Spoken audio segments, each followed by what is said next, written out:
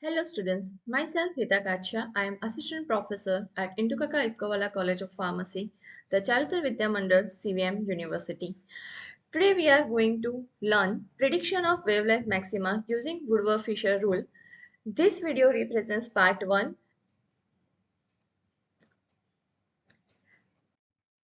Starting with the history. In 1945, Robert Burns Woodward gave certain rules for correlating wavelength maxima, which is also known as lambda max, with a molecular structure.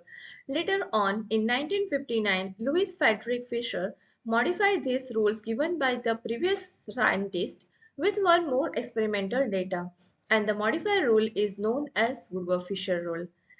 Basically, it is used for calculation of position and the wavelength maxima for a given structure by relating the type of chromophore present and the substitution present on a particular structure with chromophore and the different shifts because of the solvent effect. Here you can see the UV spectra representing the lambda max of 258 nanometer. Few important terminologies related to understanding this topic. First is chromophore. A group which is basically responsible for light absorption in a molecule is called chromophore. It contains one or more double bond or a triple bond. There are two types of chromophore. First is independent one and another one is a dependent. As the name says, independent, presence of single chromophore is sufficient to impart colors like azo group, N double bond and nitroso group, NO, etc. Dependent, when more than one chromophore is required for producing colors like C double bond O, C double bond C.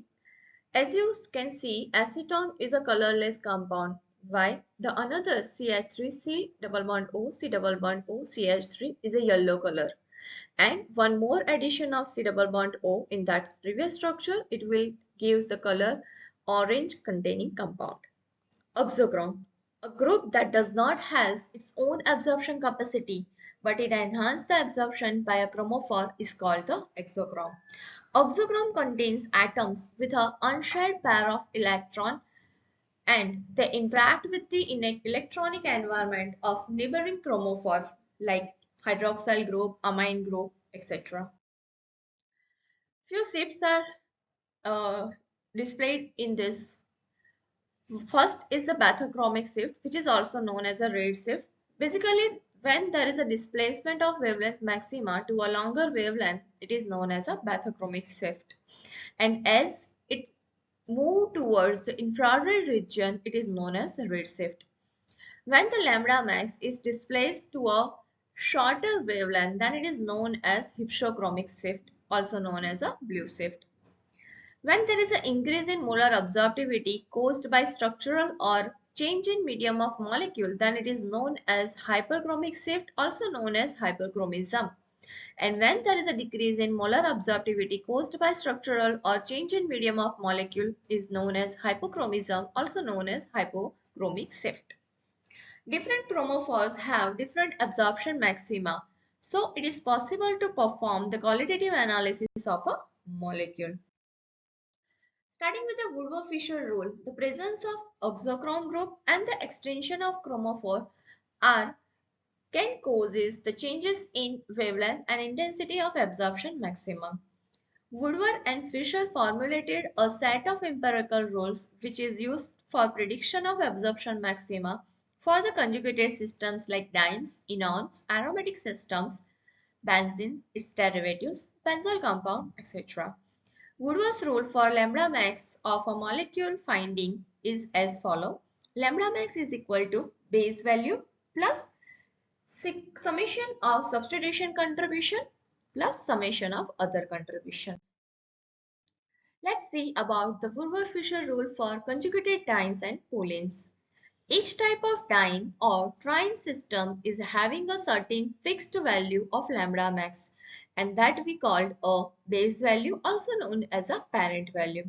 The base value depends upon whether the diene is a linear or heteroannular or transient dienes or whether it is a cyclic or homoannular diene. Substitutions such as alkyl substitution or ring residue, double bond exciting conjugation, and polar groups such as chloride, bromide also has their effect on numerical values which can be added to the parent value to obtain lambda max for the particular compound. A diene can be a cyclic diene, homoannular conjugated diene, or a heteroannular diene. Acyclic dienes.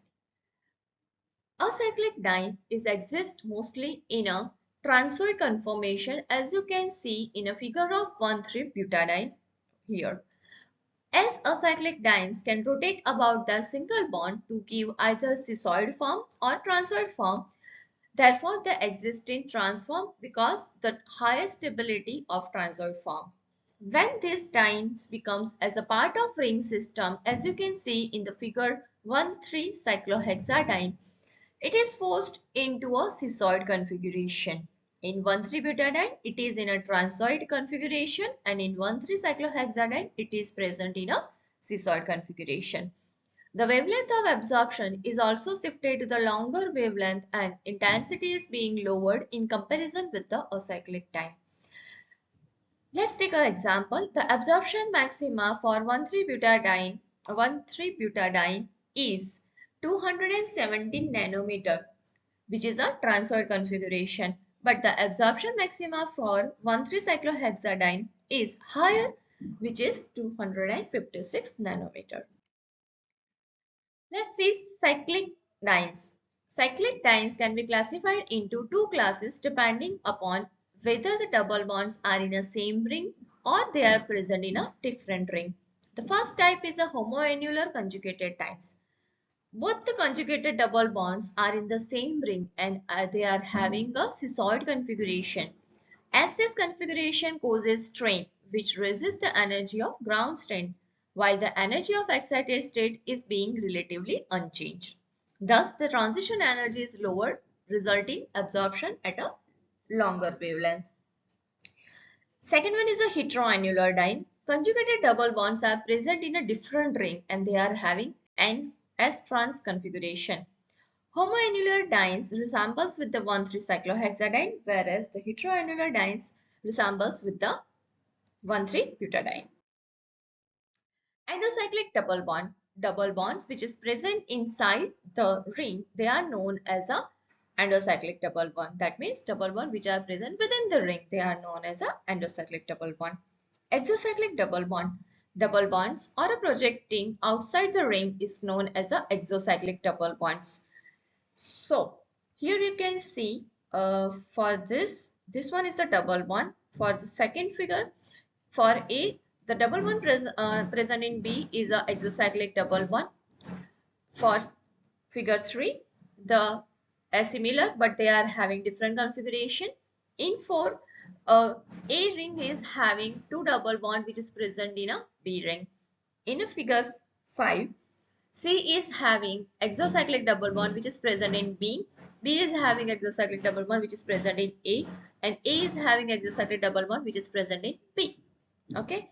And in figure 6, A and B are sharing one common exocyclic double bond. So the question arises, is the one double bond can be considered for twice or no? So for that, special note has been given that the double bond which is common to two rings is considered endocyclic double bond because at any given time, double bond will only belong to one ring. That means that cannot be taken into consideration for two times.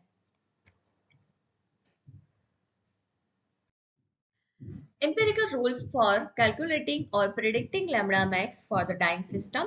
Base value for homoannular diene is 253 nanometer. Base value for heteroannular diene, which is having a transoid formation configuration, it is 214 nanometer. Here you can see few example of oxochromes with respect to how much part or amount will be contributed in a lambda max. For example, increment for alkyl substitution or ring residue attached to the parent diene, there will be plus 5 nanometer increment in the base value. For example, if homoannular diene is there, then the first you need to take a base value of 253 nanometer, then add plus 5 nanometer for one alkyl substitution. If double bond exceeding conjugation are there, then add plus 30 nanometer. For exocyclic double bond, add 5 nanometer. And for different polar substitution, different wavelength contribution will be there. For that, you can refer this table. This table is particularly for addition of wavelength value for the diene system. Either it is homoannular diene or heteroannular diene. With the help of these rules, UV absorption maximum can be predicted for any alkene compounds. Important note, while you calculate lambda max, only those alkyl substitution or ring residues are counted which are directly attached to the carbon atom, making the conjugated system within the compound. Second, if a molecule has both homoannular diene and heteroannular diene, then always use the homoannular diene as a chromophore. Here are the few structures has been given for your practice. Kindly follow the rules and calculate the lambda max for the given compounds. I hope you have calculated for all the compounds. So let's discuss them. For this compound, as you can see, it is a which diene system? It is a heteroannular diene system. So base value will be 214. Then two alkyl groups are there. So 2 multiplied by 5 is equal to 5. Which are they? 1 and 2. Here we need to calculate the alkyl groups which are directly connected with the diene system. Then one exocyclic double bond for this system. This is the exocyclic double bond. So 214 plus 10 plus 5. It will give you predicted lambda max for this structure 229 nanometer. For this compound, the base value is again 214 because it is again a heteroannular diene. The conjugated system is not present within a single ring, so it is a heteroannular diene. 4 ring residues are there, which are there first, second, third, and fourth. So 4 multiplied by 5 gives 20 and one exocyclic double bond is present. So the predicted lambda max will be 239 nanometer. For this compound, the third compound is having a homoannular system. So the base value will be 253. 3 ring residues are there. This 1, 2 and 3. And one exocyclic double bond. For this ring, the directly connected double bond is this only. So one exocyclic double bond. So the predicted lambda max will be 273 nanometer.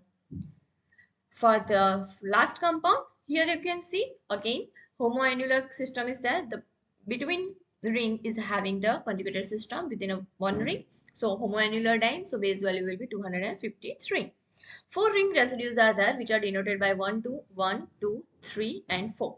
And 2 exocyclic double bond. For this ring, this bond is an exocyclic one, and for this ring, this one is a exocyclic double bond.